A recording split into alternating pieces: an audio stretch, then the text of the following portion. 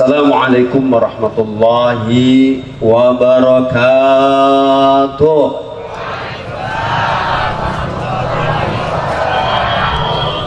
Bismillah walhamdulillah wala hawla wala quwata illa billah.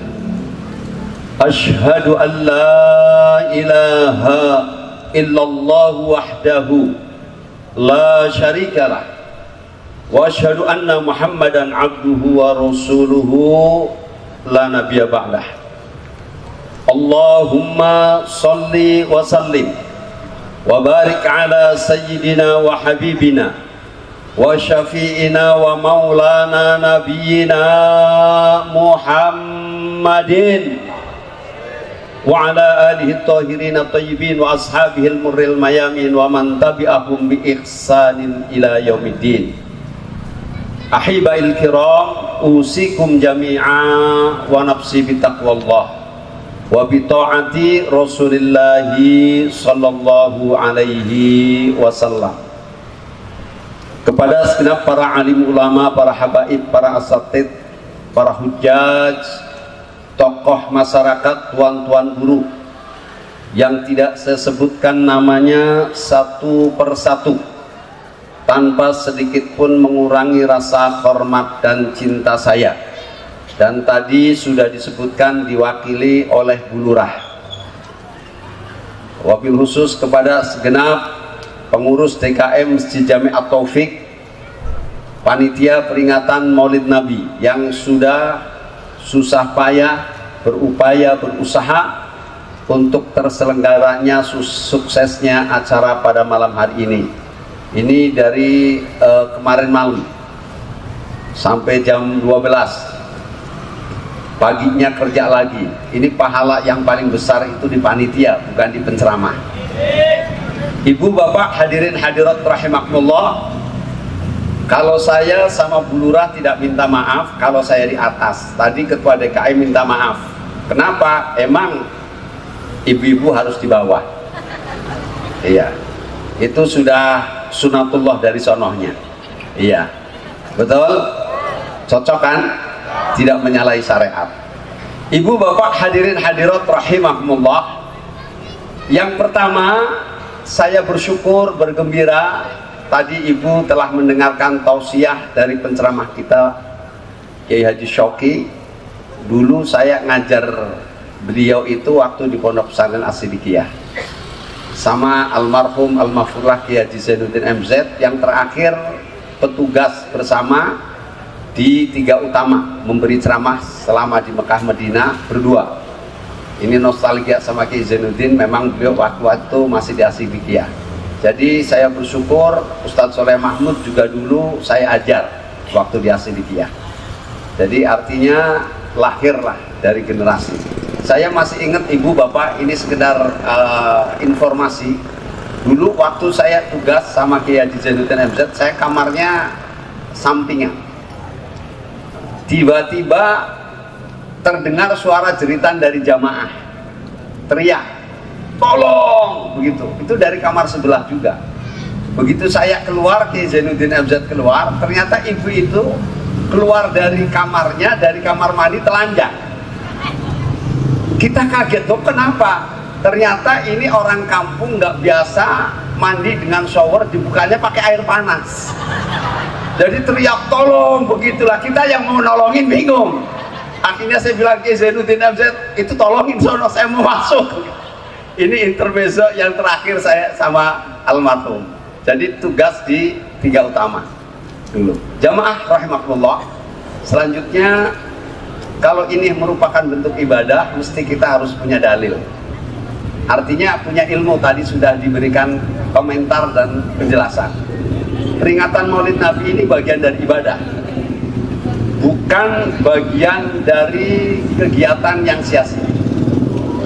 Oleh karenanya yang pertama saya mau tanya dulu nih sama bapak-bapak.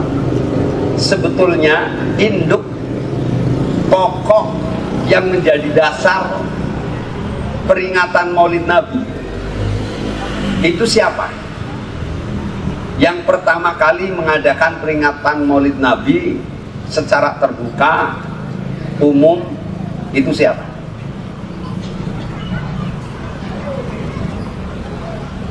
Ibu-ibu, siapa Bu?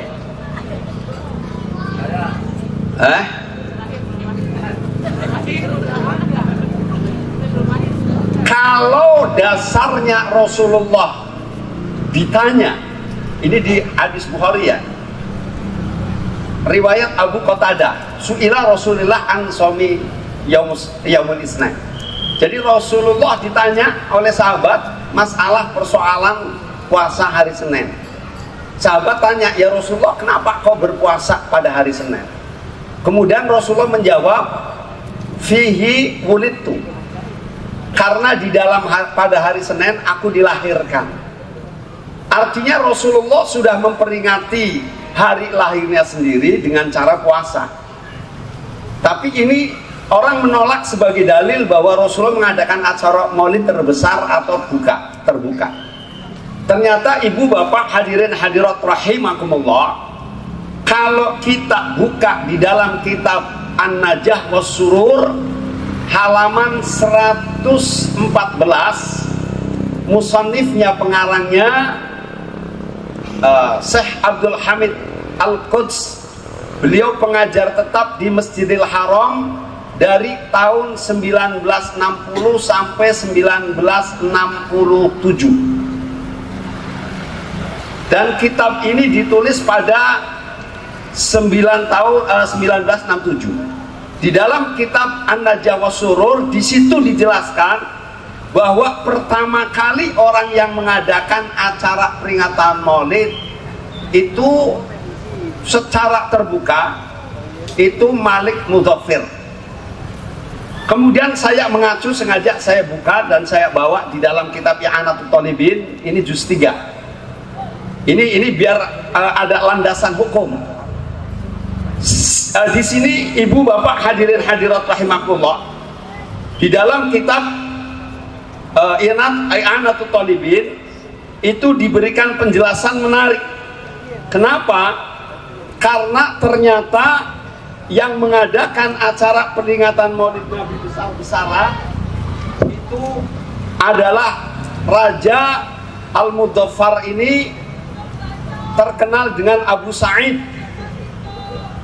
Nah, beliau ini mengadakan acara peringatan Maulid Nabi terbesar.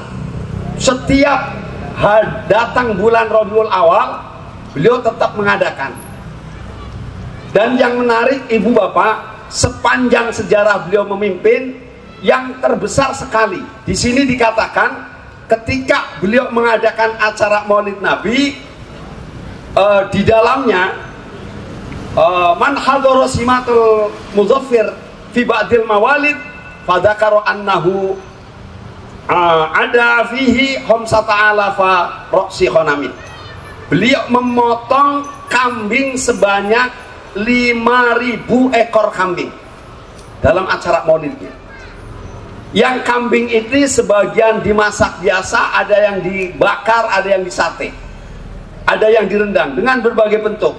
Kemudian bukan hanya kambing, tapi wa asyratu alafi dajajah. Beliau juga memotong sebanyak 10.000 ekor ayam betina, 10.000 jago. Saya pikir pada saat itu di wilayah itu jagonya habis itu. Apakah hanya itu? Enggak. Wa mi'ati alfi zabdiyah wa salasina alfa sohnin jalwa. Ini bukan hanya itu saja, tapi menyediakan makanan mewah itu 100.000.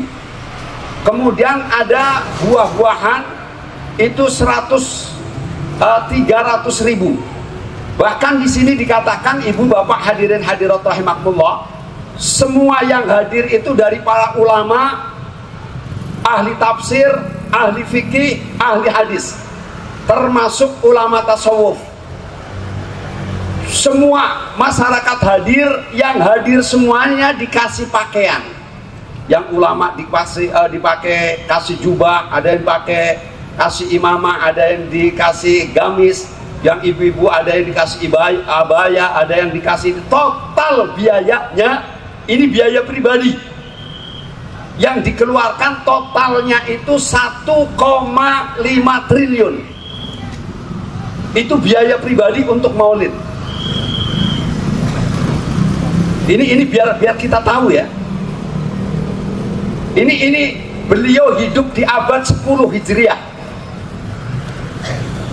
Kalau Salahuddin Al-Ayyubi itu 12 Hijriah.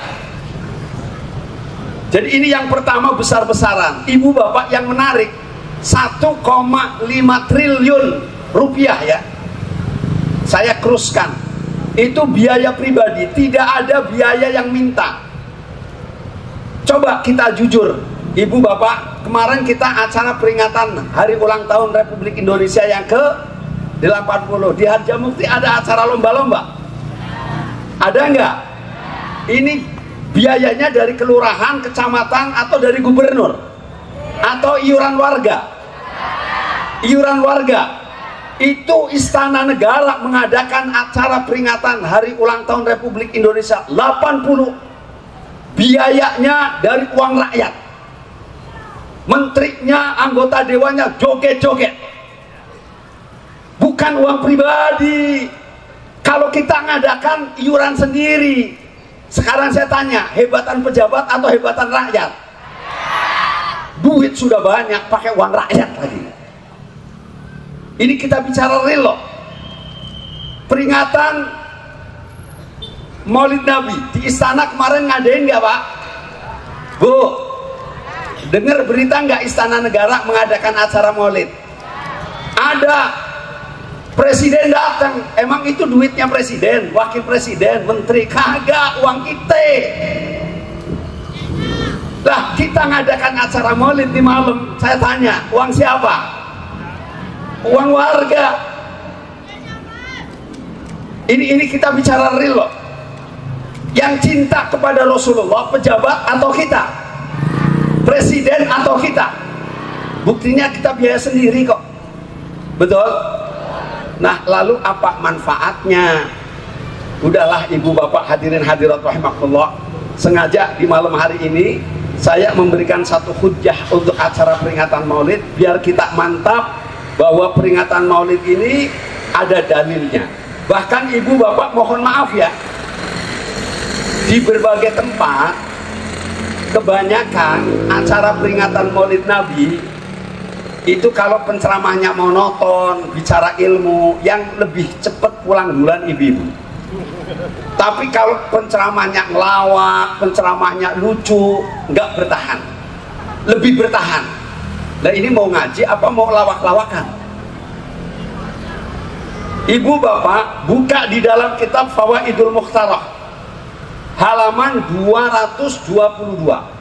Rasulullah Shallallahu Alaihi Wasallam selalu hadir ketika ada peringatan acara Maulid Nabi dan di dalamnya dibacakan kitab Maulid. Tadi baca kitab Maulid kan?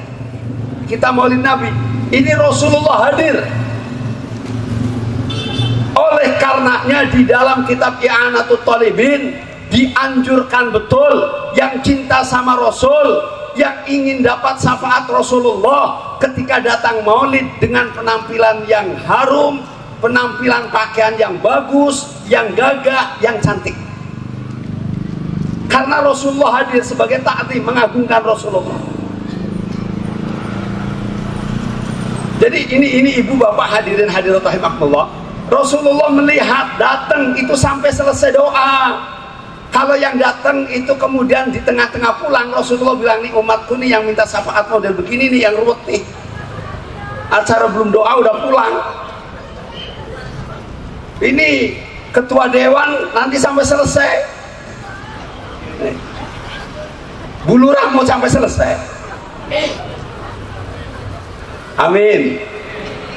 Tidak, Rasulullah lihat kok, ada dalilnya. Buka di dalam kitab Fawaidul Mukhtarah halaman 222. Lalu apa ibu bapak manfaatnya? Baik, saya nukilkan lagi ibu bapak hadirin hadirat rahimakumullah sebuah riwayat. Ini riwayat dahsyat memperingati Maulid Nabi. Nanti yang terakhir saya kasih dalilnya tokoh Wahabi, Syekh Abdul Wahab, Syekhul Islam. Bagaimana menurut Syekhul Islam Abdul Wahab? Ini tokohnya Wahabi, nanti buat penutup. Menurut beliau kayak apa sih peringatan Maulid itu? Baik, wahukia annahu kana fi zamani Amirul Mukminin Harun ala nafsihi. Ibu bapak, pada saat Harun ar-Rasyid menguasai negeri, memimpin negeri sebagai presiden, sebagai raja. Saya mau nanya, Harun ar-Rasyid itu masak siapa? Imam madhabnya masa siapa? Hanafi, Syafi'i, Maliki, Hambali. Masa madhab Maliki. Di zaman Amirul Mukminin ini, Harun ar-Rasyid ini juga hidup seorang ulama yang aneh, yang suka ngelawak, yang diterkam hukum nggak pernah bisa lolos terus, yaitu Abu Nawas.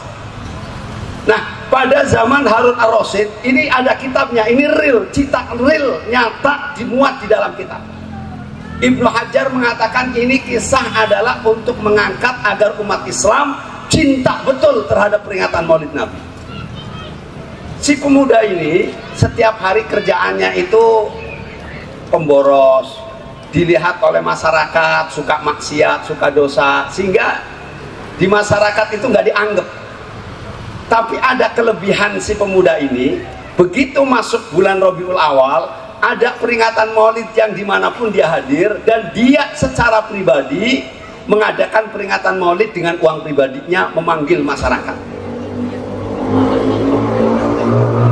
Ini masyarakat kalau melihat dia sudah amat, pemuda nggak berharga, tukang berbuat dosa, dicibir.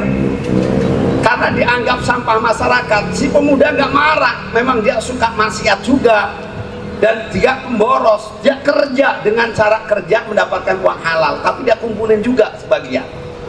Setiap acara di mana ada peringatan Maulid di bulan Rabiul Awal, pasti dia juga mengadakan acara peringatan Maulid. Dalam riwayat ini dikatakan suatu hari meninggal dunia. Ketika meninggal dunia ada hatib, suara tidak ada ujud. Apa katanya? Ya ahlal Basrah, wahai penduduk Basrah, uhduru, hadirlah kalian semua ke janazahnya ini si pemuda. Datang takziah, sholati, kuburkan. Ini didengar oleh seluruh ulama masyarakat, sehingga semuanya datang. Hatta yang tadinya benci, dia udah ikut dia takziah. Begitu hari ini pagi dikuburkan, malamnya beberapa ulama besar, beberapa aulia wali Allah mimpi ketemu. Begitu mimpi ketemu, ternyata dia memakai pakaian sundus dan istabrak, sutra halus dan sutra tebal. Itu ada di ayat Al-Quran, ada di surat apa? Sundusun wa istabrak. Halo? Hah? Surat wasiat. Surat fabi ayyi ala'i rabbikuma tukadziban. Surat, nah giliran disebut ini, tahu. Ibu bapak hadirin hadirat rahimakumullah, ini si aulia yang mimpi ketemu dia nanya, wahai pemuda, dengan sebab apa kau berikan pakaian mewah seperti itu? Itu pakaian sorga, pakaian sorga bu pak. Apa kata si pemuda? Si pemuda ini menjawab, ini adalah berkat Allah mengampuniku, bahkan Rasulullah mencintaiku karena aku cinta dengan Maulid Nabi. Berkahnya Maulid Nabi, dosaku diampuni oleh Allah, dan Allah berikan pakaian sorga ketika aku masih di alam barzah. Oleh karenanya ibu bapak hadirin hadirat rahimakumullah, kalau kita peringatan Maulid datang niatnya takzim mengagungkan Rasulullah, Rasulullah kan hadir. Rasulullah melihat kita. Ada yang bilang, tapi kok saya nggak ngeliat Rasulullah? Ini orang sebanyak ini akan bilang, kok saya nggak melihat tadi Rasulullah, sekarang juga masih melihat, masih ada. Kita kenapa mata kita nggak bisa melihat? Terhijab oleh banyaknya maksiat mata kita. Basor, mata kepala. Basirah, mata hati. Basirah kita nggak bisa melihat karena tertutup oleh dosa syirik, dengki, hasud. Makanya nggak bisa melihat. Tapi intinya Rasulullah melihat kita itu sudah cukup. Karena nanti di hari kiamat umat Rasulullah yang kenal, bukan kita yang awalnya kenal, yang manggil. Syafaat yang disetujui, yang disepakati oleh seluruh ulama ada dua.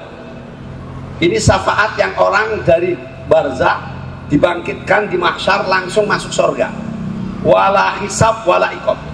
Yang pertama syafaatul Quran. Hafal 30 juz dapat syafaat ini. Hafal 30 juz. Bapak-bapak hafal 30 juz. Bu, hafal 30 juz. Juz 30. Enggak juga. Ya udahlah, minum jus jambu aja. Bu, bapak, syafaat Quran itu yang pertama disepakati. Yang kedua baru syafaatnya Rasulullah. Tadi Ustaz Syauqi menjelaskan tentang Nabi Adam sama Sayyidah Hawa. Ketika mau halal nikah itu harus ada maharnya. Udah di surga aja harus ada akad nikah. Kok di dunia nggak akad nikah, hamil duluan? Gimana ceritanya? Itu ibu bapak, waktu di surga Nabi Adam menghalalkan, Allah menyuruhnya membayarkan dengan mahar, mas kawin. Apa mas kawinnya? Sholawat. Di dalam kitab Jawahirul Ma'ani, sholawatnya pakai sholawat Fatih. Malaikat pun baca sholawat sama Nabi. Malaikat Jibril, makanya ada sholawat Jibril. Nah, di dalam acara peringatan Maulid Nabi tadi baca sholawat jumlahnya nggak kehitung, betul nggak? Kita baca sholawat semua. Loh, apa fungsinya sholawat? Ini ada kisah, hadisnya masyhur. Nabiullah Adam alaihissalam, dia langsung ngasih tahu sama Nabi, ya Muhammad, ya Rasulullah, umatmu ada yang sedang diseret mau masuk ke dalam neraka. Rasulullah buru-buru ngejar. Kenapa? Karena ada salah satu umatnya yang sedang digiring untuk masuk neraka. Ini setelah hisab. Rasulullah dikasih tahu ada umatnya yang masuk neraka, langsung buru-buru diuber. Ternyata lagi dikawal sama malaikat Zabaniyah. Kata Rasulullah, hei malaikat, berhenti dulu. Ibu berhenti, kalian berhenti. Kata malaikat, aku nggak akan berhenti. Aku nggak pernah berdusta. Aku tidak pernah khianat dengan perintah Allah. Apa yang Allah perintah aku turut. Allah suruh masukkan ke neraka, aku masukkan. Rasulullah mengatakan lagi, berhenti dulu, berhenti. Akhirnya ada suara Allah, wahai malaikat, berhenti. Berhenti karena itu yang menyuruh kekasihku. Rasulullah tanya sama malaikat ini, kenapa dia akan dimasukkan ke dalam neraka? Sudah dia hisab, sudah dimizan, dosanya, maksiatnya jauh lebih banyak dari pahalanya. Kata Rasulullah, ayo bawa lagi ke mizan, aku kepengen lihat. Begitu dibawa ke mizan, itu amal dimasukin, dosanya, pahalanya itu jumplang, tahun jumplang. Dosanya, maksiatnya itu jauh lebih besar. Kemudian malaikat bilang, kan udah tahu kan? Kau sudah tahu kan? Rasulullah tersenyum. Kemudian Rasulullah masukkan itu tangan ke kantongnya, dimasukkan ke timbangan yang sebelahnya, yang pahalanya. Begitu dimasukkan, itu langsung jumplang, pahalanya lebih besar. Apa kata Rasulullah? Kau lihat sendiri. Terus akan kau bawa kemana? Kalau sudah begini, aku bawa ke sorga. Bawa ke sorga. Begitu dia mau dibawa ke sorga, umat Rasulullah yang ini nanya, engkau siapa? Aku adalah Rasulullah. Ya Rasulullah, maafkan aku. Aku di dunia dulu sering berbuat dosa, maksiat, dan sholawatku sedikit. Ini pengakuan kejujuran. Kemudian tanya ini umat Rasulullah, apa yang kau ambil dari jubahmu, kantong jubahmu, kemudian kau taruh? Apa kata Rasulullah? Itu adalah sholawatmu yang ketika kau di dunia kau baca. Ya Rasulullah, padahal aku baca sholawatnya dikit, tahu begini, aku baca sholawatnya banyak. Ini dahsyatnya sholawat, saudara. Orang yang anti maulid, anti sholawat, kalau saya katakan pasti dia orang yang ahli neraka, saudara. Karena nggak mungkin dihisab tuh pahalanya akan lebih tinggi. Siapa yang akan menolong kalau bukan Rasulullah? Ini pentingnya maulid Nabi. Oleh karenanya ibu bapak hadirin hadirat rahimakumullah, nih saya nukilkan bagaimana menurut pendapat tokoh Wahabi. Qala Ibnu Taimiyah. Ibnu Taimiyah kan tokoh Wahabi, iya kan? Ibnu Taimiyah kan tokoh Wahabi. Wa ta'zimul maulid wa ittikhadahu mausiman qad yaf'aluhu ba'dun nas wa yakunu lahu fihi ajrun azimun li husni qasdihi wa ta'zimihi li Rasulillah sallallahu alaihi wasallam.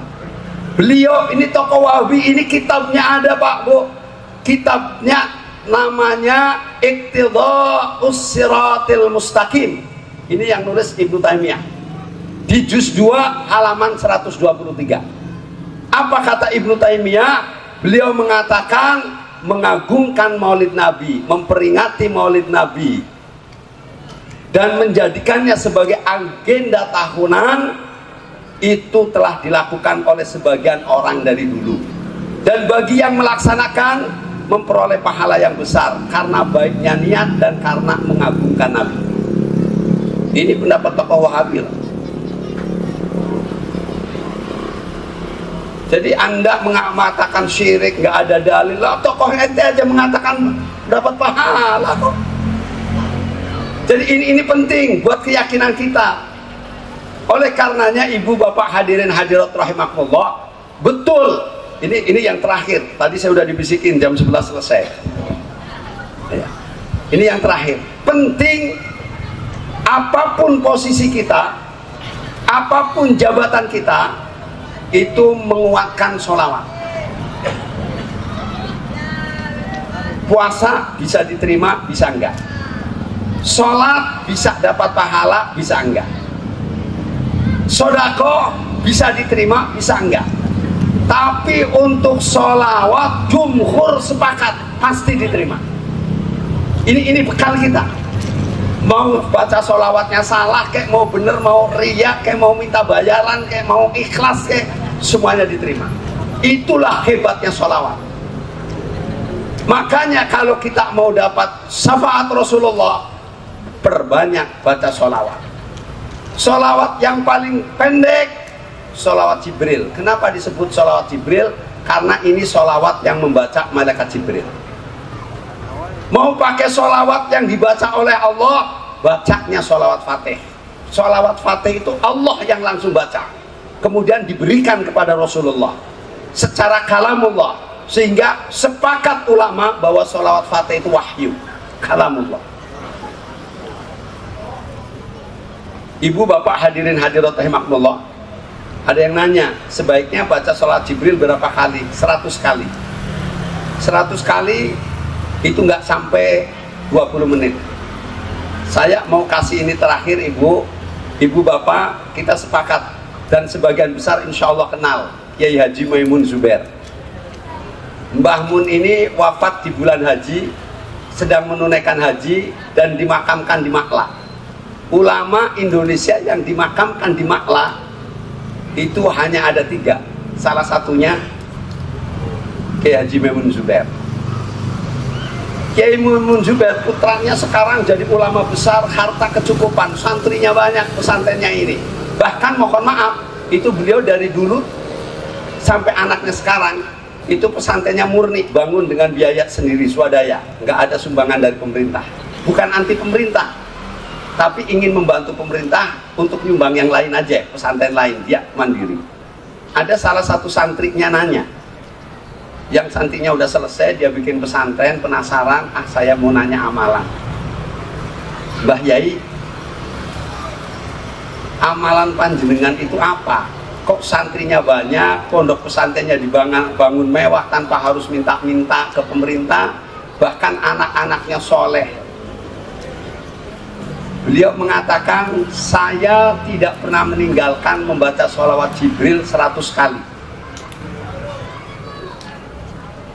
Kapan waktunya, ditanya. Mbah Maimun Zubair jawab, waktunya sebelum waktu subuh. Jadi sebelum waktu subuh itu namanya fajar. Nah, ibu bapak, waktu menjelang subuh itu pahala ibadahnya lebih dari Lailatul Qadar.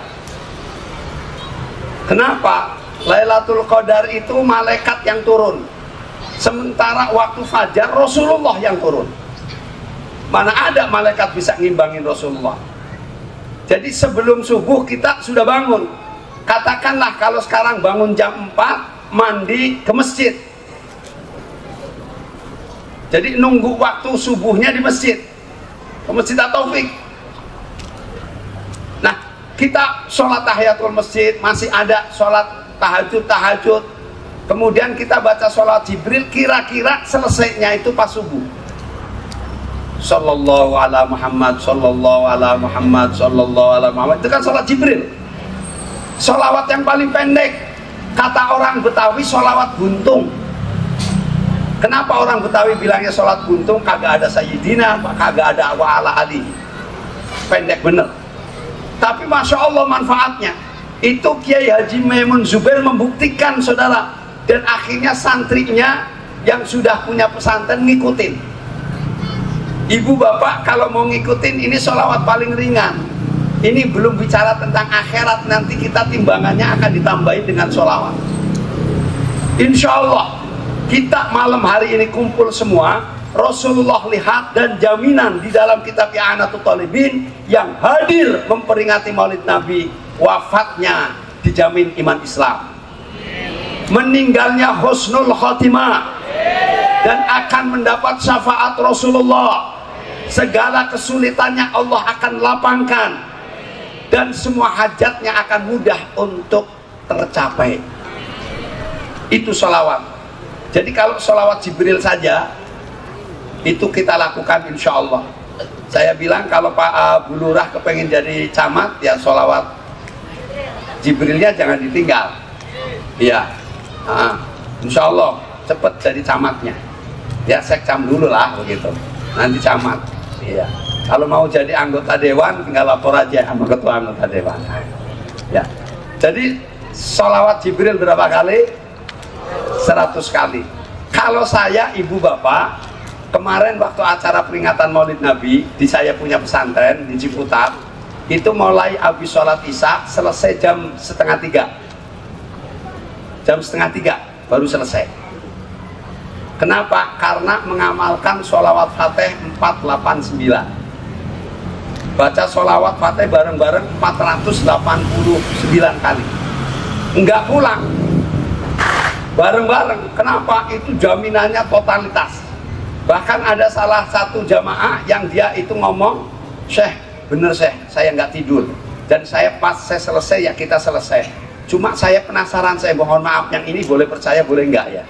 Buang aja. Tapi ini saya mau nyampaikan ini. Salah satu jamaah ini bilang, betul Syekh, saya lihat yang di sebelah kanannya saya itu Rasulullah. Akhirnya saya tanya, ente lihat wajahnya? Iya, seperti apa? Justru saya matanya, saya melekin, saya meremin, nggak bisa nembus karena sinarnya penuh. Dan ini ibu sebagai jawaban. Tadi saya mengatakan, kalau kita cinta sama Rasulullah, banyak sholawat, Rasulullah kita akan ketemu. Rasulullah sekarang datang, kita nggak bisa ngelihat, kenapa ada hijab. Kalau orang melihat Rasulullah sekali saja, pasti akan terbebas dari neraka. Ini pasti. Allah Subhanahu wa ta'ala itu ketika ada ular mendengar Allah berfirman, siapa di antara makhlukku memandang wajah Rasulullah, melihat wajah Rasulullah ainul mahabbah, dengan pandangan cinta, maka sekali pandang sudah cukup untuk membebaskannya dari api nerakaku, kata Allah dalam hadis qudsi. Ibu bapak, ular dengar, salah satu ular dengar, siapa yang melihat wajah Rasulullah dengan ainul mahabbah, maka dijamin tidak akan tersentuh oleh api neraka. Kemudian ular tanya, ya Allah, di mana aku bisa menjumpai Rasulullah, menemui Rasulullah? Kata Allah, suatu saat nanti kekasihku Muhammad akan singgah di Gua Sur. Itu ular langsung masuk ke Gua Sur. Itu ribuan tahun loh, nunggu. Begitu Rasulullah hijrah dekat Gua Sur, kan Rasulullah disuruh berhenti sama Sayyidina Abu Bakar. Ya Rasulullah, berhenti dulu, jangan masuk dulu ke gua. Ini gua sudah lama tidak dihuni oleh makhluk, nggak ada orang yang masuk, biar aku dulu. Sayyidina Abu Bakar masuk, lihat lubang ular, lubang kalajengking, semuanya ditutup dengan jubahnya, disobek-sobek. Begitu keluar, Sayyidina Abu Bakar cuma pakai kaos oblong sama pakai celana hitam, celana panjang putih yang biasa kita pakai kalau pakai gamis. Kata Rasulullah, ya Abu Bakar, mana gamismu? Ya Rasulullah, aku sobek-sobek untuk menutup semua lubang-lubang karena aku nggak mau kok disakiti oleh binatang berbisa. Kemudian masuk. Ketika masuk, sudah di dalam, kata Rasulullah, ya Abu Bakar, kita semuanya capek. Saya nanya, kau dulu yang istirahat, aku yang jaga, atau aku yang istirahat, kau yang jaga? Kata Sayyidina Abu Bakar, ya Rasulullah, biar kau istirahat, aku yang jaga. Rasulullah tiduran di pangkunya Sayyidina Abu Bakar. Begitu Rasulullah di pangkuan Abu Bakar tertidur, Sayyidina Abu Bakar lihat ada satu lubang yang belum ditutup. Kemudian Sayyidina Abu Bakar pelan-pelan supaya Rasulullah nggak bangun, itu tumitnya nutup. Percis tumit kakinya nutup di lubang itu, ular mau keluar, ketutup, dipatok, bisa naik, mempertahankan sakitnya sampai Sayyidina Abu Bakar menangis, menahan suara supaya Rasulullah nggak kaget, tapi air mata menetes di pipinya Rasulullah. Kemudian Rasulullah terbangun, lihat Abu Bakar nangis. Rasul nanya, wahai Abu Bakar, kau menyesal mengikuti aku?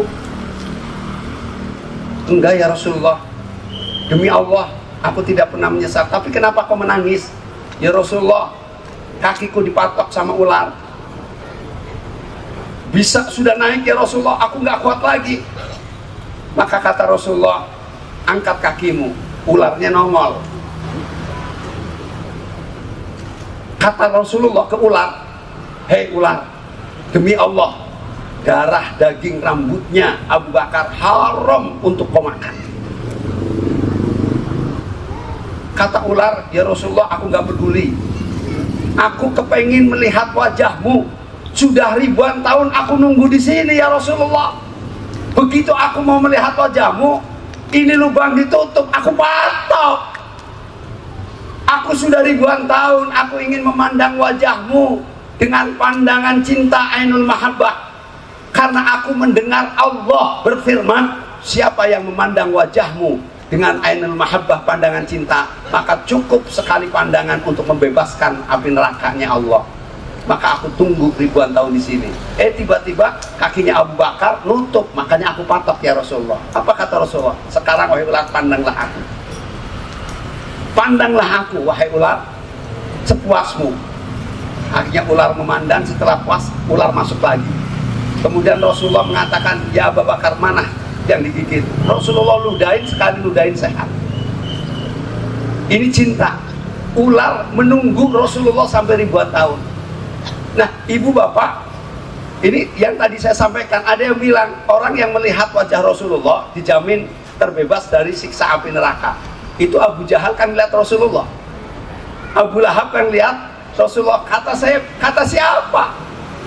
Ulama muhakikin sepakat Abu Jahal, Abu Lahab tidak pernah memandang Rasulullah. Ketemu, ya, tapi pandangan mata Abu Lahab, Abu Jahal dihijab oleh Allah Subhanahu wa Ta'ala. Jadi nggak mandang wujudnya karena ada tutupnya. Berapa hijabnya? Lebih dari 100 hijab. Memandang sekali ketika nggak ada hijab pasti selamat. Makanya kan dibaca marro'a wajhaka yas'ad ya karimal walidain. Siapa orangnya yang memandang engkau wahai Muhammad, yas'ad, pasti akan bahagia. Jadi kalau memandang langsung nggak ada hijab pasti bahagia. Nah ini Abu Jahal oleh sebagai bandingan. Ada seorang wanita frustasi, sahabat, udah berbagai persoalan, akhirnya dia naik ke loteng, mau menjatuhkan diri, mau bunuh diri. Percis dia mau menjatuhkan diri, mau bunuh diri, Rasulullah lewat. Begitu Rasulullah lewat, dia lihat wajahnya Rasulullah, langsung hilang segala persoalannya, enggak jadi bunuh diri kok. Jadi memandang Rasulullah bukan hanya di akhirat, di dunia itu manfaatnya besar. Bagaimana caranya? Banyakin baca sholawat, cinta maulid. Rasulullah melihat itu utama. Yang penting Rasulullah melihat kita, itu yang pertama dan utama bagi kita. Nah kalau kita belum melihat, sekali lagi, karena masih ada hijab yang ada dibuat oleh kita, mata kita masih melihat yang haram, mata kita sering melihat aurat orang lain, hati kita terhijab karena masih ada hasud, dengki, iri hati, dan lain sebagainya. Jadi ini jawaban. Insya Allah kita semua akan bisa melihat Rasulullah SAW minimal pada akhir hayat kita sebelum nyawa kita dicabut oleh Allah Subhanahu wa Ta'ala. Mudah-mudahan pertemuan kita pada malam hari ini Allah akan pertemukan kembali besok di mahsyar yaumul qiyamah. Dan mudah-mudahan kita semua yang hadir di tempat ini akan dimasukkan surga oleh Allah Subhanahu wa Ta'ala di belakang Rasulullah Sallallahu Alaihi Wasallam. Yang sedang sakit di antara kita mudah-mudahan Allah segera sembuhkan. Yang ada problem masalah mudah-mudahan Allah berikan jalan keluar. Yang ada kesempitan mudah-mudahan Allah segera lapangkan. Yang belum punya pasangan, belum punya jodoh, mudah-mudahan Allah segera berikan jodohnya. Aminnya lebih kenceng, jomblo ya.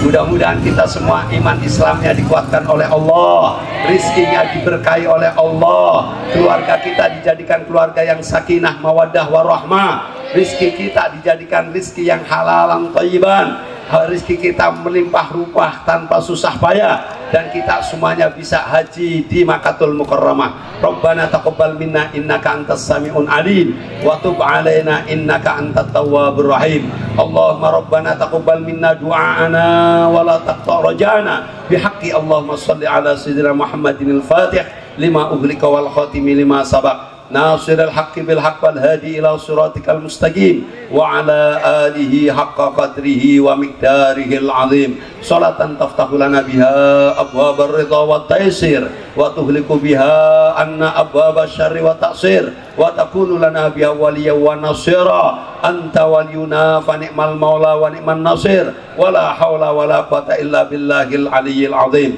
Subhana rabbika rabbil izzati amma yasifun wa salamun alal mursalin walhamdulillahi rabbil alamin. Taqabbalallahu minna wa minkum taqabbal ya karim. Kurang lebihnya mohon maaf, mohon ridhanya. Wallahul muwaffiq ila aqwamit thoriq. Wallahu a'lam bishawab. Wassalamualaikum warahmatullahi wabarakatuh. Waalaikumsalam warahmatullahi wabarakatuh.